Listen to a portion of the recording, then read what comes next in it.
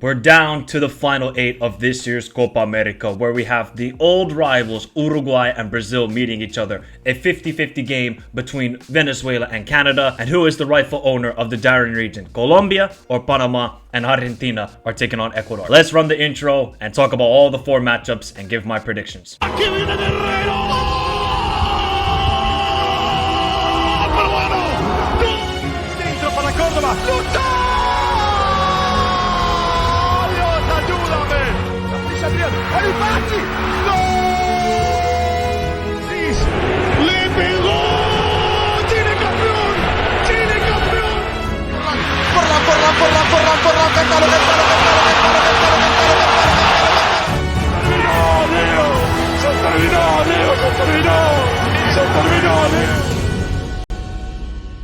And let's get into the predictions. And the first game we got is Argentina taking on Ecuador.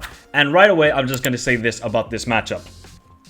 Ecuador really have a 10% chance in this game, because they just played against each other in a friendly heading into the Copa America. Argentina won that game 1-0. They controlled the game. Ecuador really offered nothing going forward. And we saw with Ecuador against Mexico, Ecuador just don't have any tactical idea on how to counterattack. Their idea is to hoof it long and see if Sarmiento, Kendry Páez, Enner Valencia, or Kevin Rodriguez can get on the end of it. Felix Sanchez, while he can set up his team very good defensively, who's going to be that guy can control the midfield? Moises Caicedo. I mean, the guy's going to have to turn into Ruud Gullit, Zidane, everybody in this game if Ecuador want to win.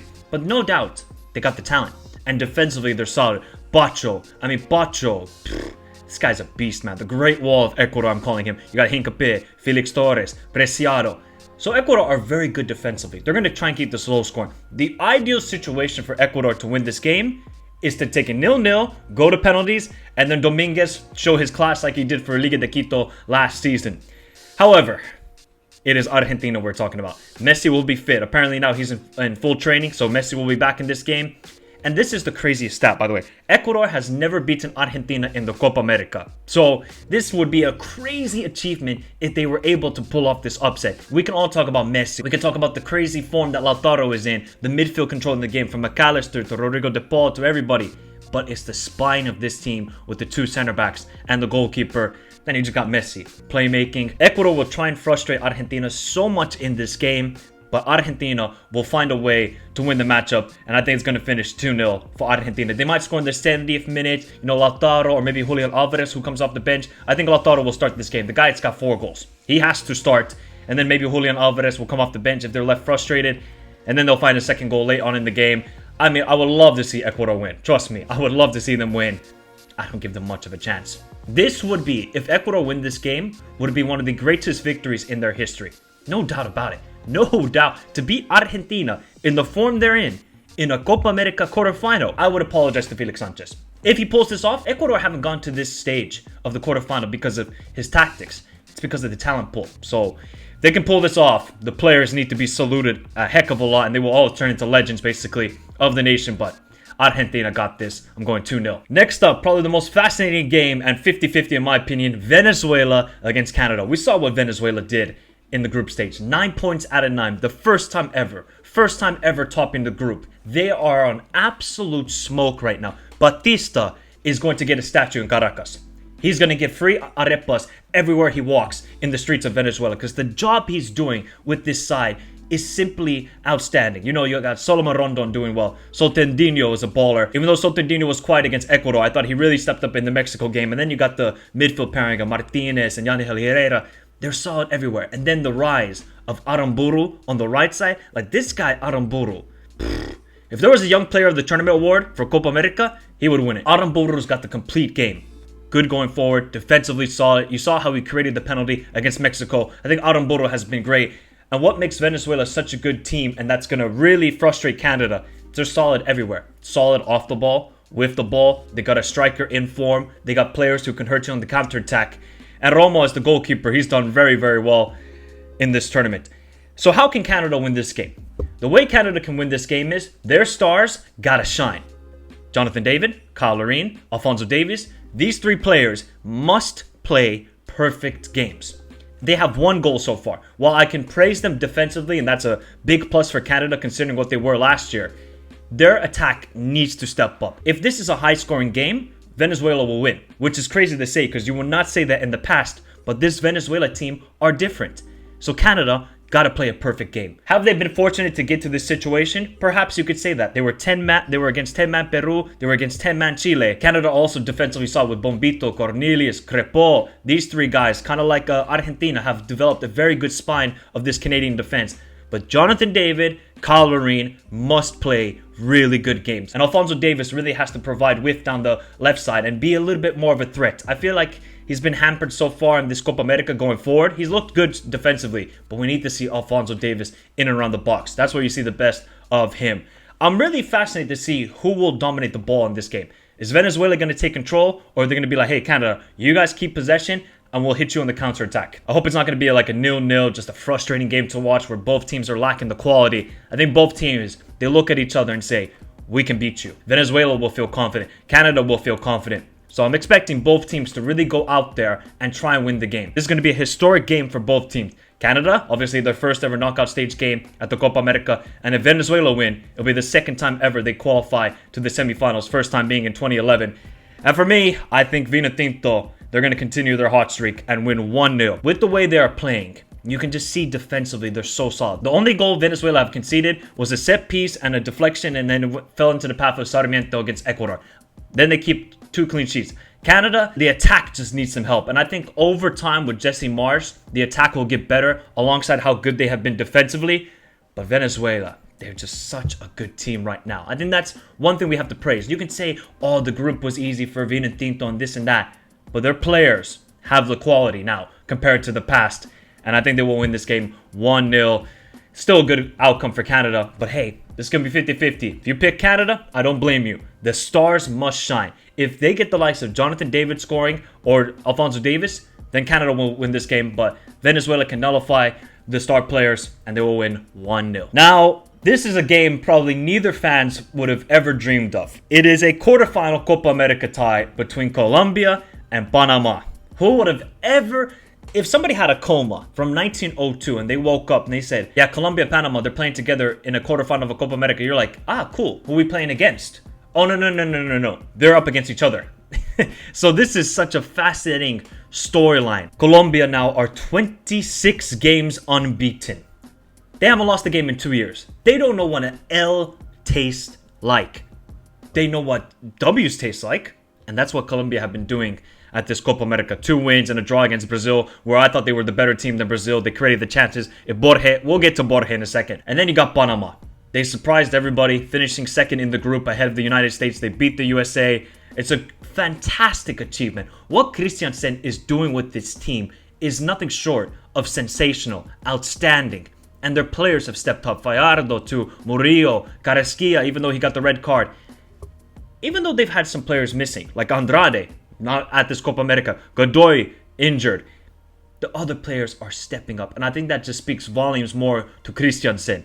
But now Panama are going up against the most informed team in the world, in Colombia. So if Panama somehow pull off this upset, whoever wins this game, might as well just give them the whole region of the Darien. That should be the stipulation in this game. It should be like a Survivor Series or Money in the Bank. You know how they had Rey Mysterio against Eddie Guerrero, like custody of Dominic? They should have the custody of the Darien Gap as the stipulation in this game. And Colombia, I mean, they're so good in every facet, people. I feel like during this Copa America, they haven't been as clinical compared to the World Cup qualifiers or we saw in the friendlies against, Romania, United States, and these teams, Bolivia. But the amount of chances they create, you give this team space, they will hurt you. And the play of James, bro, if James just played international football, this guy would win the Ballon d'Or. Old school number 10 that we all love to see. The technical skill. He knows he's the leader. He was also, consoling Borja when he had that horrible miss against Brazil. That's leadership. James has leadership. And he leads by example on the field and off the field. And the defense is looking good. Davinson Sanchez really stepping up. Cuesta, thank God that Yeremina didn't play. Cuesta, obviously, Munoz is just balling out. Everywhere is good. The problem is Jefferson Lerma is suspended, but I still back Colombia's depth. They have good squad depth. They have options off the bench. Young Cordoba as striker, he's been good. I think he's a missing piece for this team because Borja, I am not trusting that guy one bit. He might have scored a goal against the United States. He's just not that guy anymore. He isn't. If it was Frankfurt Borge, it'd be a different story. Panama want to win this game. Murillo has got to play the game of his life. Carrasquilla in the midfield alongside Martinez. Those two. Carrasquilla is the missing piece. Even though they got the victory over Bolivia, but we see Bolivia are just straight garbage. Carrasquilla, the guy is the engine of the team. Martinez next to him was played really well. And then Fallardo, if he can be clinical like he has been, then Panama have a chance. And they have no pressure in this game. Panama have zero pressure. To them, this is like a World Cup final. You're playing Colombia, and you're in a quarterfinal of a Copa America. All the pressure is on Colombia. They have expectations to win this Copa America. With the way they're playing, with the way the fans are, so excited, and rightfully so, they should be excited. Panama have nothing to lose. They just got to go play their game and see how the stars align. And I think Christensen is a very good manager, and he understands the psyche of the players. But for me, it's Colombia all day, people. It's Colombia all day. I think they win 2-0. Lucho going to step up. He's going to get a goal. If Panama pull off this upset, this would be sensational. And I think that would really scream like Colombia might never win again the Copa America. Because with the way they're playing, they can match the physicality Panama. But the lack of quality, we saw it against Uruguay, might just take Colombia over the top. And Colombia win 2-0. And the final tie, the big one. The rivals meet again at the Copa America for the first time since 2007. Uruguay up against Brazil. Oh boy. Get the popcorn, get the asado, get whatever, caipirinhas, get the mate. Every meal, every drink should be ready for this game. In Las Vegas, okay, I don't say gamble for this game, but gamble for intensity, passion, and physicality. Because that's what's going to happen between these two teams. Remember the last time these two teams played against each other? Unfortunately, Neymar got injured. Oh, I cannot wait. The sad part is Vinny's suspended. I mean, Vinny, why are you getting a yellow card in the first 6 minutes? Why? It's just stupidity from his point of view. He didn't need to get that yellow card. So now, how does Dorival approach this game? Or what should Dorival do with the attacking lineup, basically? I think you got to start Hendrik. How has Hendrik only got like 30, 40 minutes at this Copa America? Why? Dorival, you cannot say, oh, he's young and he's inexperienced. Look at Lamine Yamal. Look how he's balling out. Doesn't matter what age they are. If they're ready, they are ready. I am sure Hendrik is ready. But Hendrik's got that mentality of like, I don't care who I'm up against. I'll take the challenge. And I think Hendrik, he deserves to start this game. We see the Brazil attack. It's nothing. When they went up against competent defenses, because we see Paraguay, I mean, these guys lost all ideas of defending during this Copa America. The front three should be Hendrik as striker. I would still go with Rodrigo, even though Rodrigo last game against Colombia wasn't that great. And I would still go with Savio or Rafinha on the right side. You can pick either one of those two. Even though Rafinha really stepped up in the Colombia game. And please, you have to bring Douglas Luiz into the midfield. I'll say it again. I made my match reaction after the Brazil-Paraguay. What is the idea of João Gomes in the midfield? What's the idea of it? He's just another passenger out there. He could just easily be a dude from the streets of Fortaleza with the name João Gomes. Please just start Douglas Luiz. The key for Brazil is their midfield needs to match the midfield of Uruguay. Did you see how the midfield of Colombia just destroyed almost Brazil's midfield? Brazil's midfield doesn't know how to control the game. They can match the intensity, but they don't know how to pass it around. They don't know how to dictate play. That's my biggest issue with Brazil's midfield. I'm not really too worried about the attack. I'm sure they can generate the chances, but the ball's got to get to them. So Brazil's midfield should be Douglas Luiz, Lucas Paquetá, and Bruno Guimaraes. When you're going up against Uruguay of Ugarte, Valverde, and then either of Bentancur or De La Cruz, your midfield needs to step up. So how will Uruguay do in this game? Uruguay are favorites. They're playing some amazing football. Yeah, they looked a little bit shaky, I thought, against the United States, but Uruguay still got the victory. It don't matter. This is the DNA of Uruguayan football. We're going to grind it out. We might sometimes play ugly. We're going to play a physical game, but at the end of the day, Uruguay will get the victory.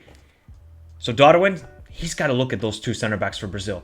Eder Militao, I don't think he looks fully fit, and Marquinhos is a liability. So Darwin is licking his lips. No, it's not asado. He's looking at the Brazilian center backs and saying, I'm going to make your day a living hell. And this is the game where Darwin needs to step up the most. It's cool scoring against Panama. It's cool scoring against Bolivia. What do you do when the stakes are the highest?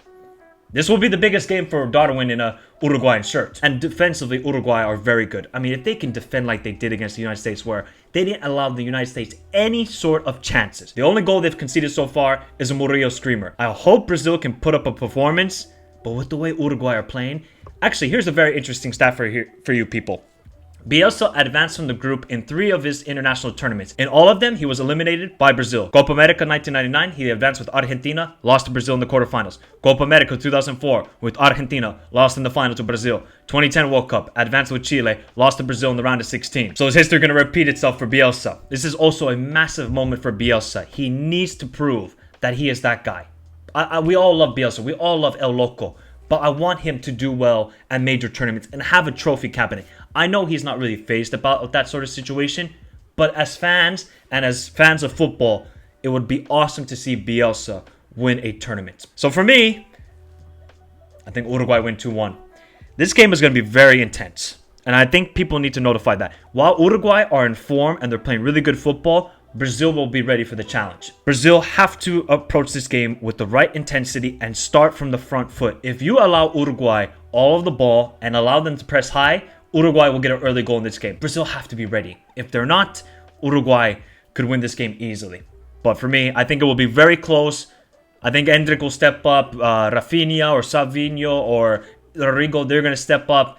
But at the end of the day, Uruguay will win 2-1 and advance to the semifinals. So there you have it, people. The quarterfinal predictions of the Copa America. Let me know your predictions in the comments down below. Remember to hit the like button. Subscribe to the channel if you're new around here for more Copa America content, as now we will be having match reactions to all the quarterfinal games. Remember to join the Discord. Link is in the description down below. Follow me on Twitter, Instagram, so you can see me rant about all things football. But have a beautiful day. Stay safe in this crazy world. And let's hope for some amazing partidos at this Copa America quarterfinals.